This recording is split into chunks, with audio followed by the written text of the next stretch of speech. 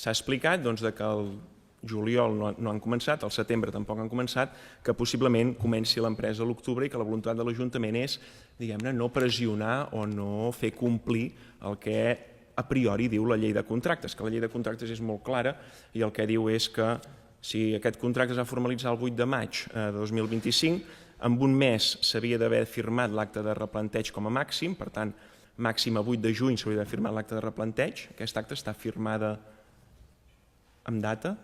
Pregunto. Bé, considerem que està firmat amb data. Aleshores, el que diu la llei de contractes és que a partir d'aquí comença a comptar realment els 9 mesos d'execució.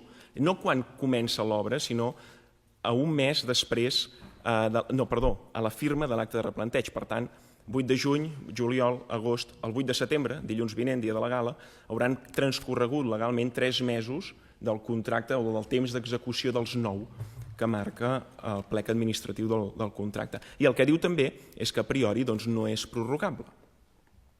Vostès avui a la premsa han dit que seran laxos i que per tant sobreentenc que no aplicaran la llei de contractes. Tampoc tinc clar, perquè tampoc ho han explicat, si la demora en aquesta arrencada, perquè això és un fet cabdal, és causa de la pròpia administració, és causa de l'empresa adjudicatària de l'obra o és causa d'un tercer i no imputable. No sabem quina és la causa real que afecta aquest retard i per tant no podem preveure un escenari. Però faig una última reflexió, si m'ho permeten.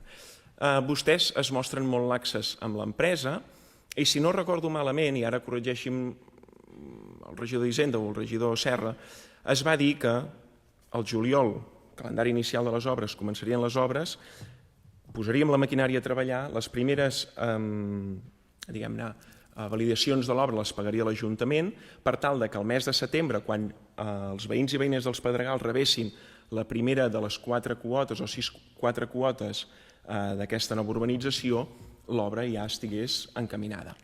La meva pregunta és, el calendari és aquest? Vaig errat o no vaig errat? Confirmi-m'ho i en cas que no han errat altra vegada, serem igual de laxes amb els propietaris i per tant demorarem també el calendari de cobrament de les quotes o, pel contrari, els propietaris aquest mes de setembre, si no vaig errat, hauran de pagar ja les quotes? Poden posar una mica de llum?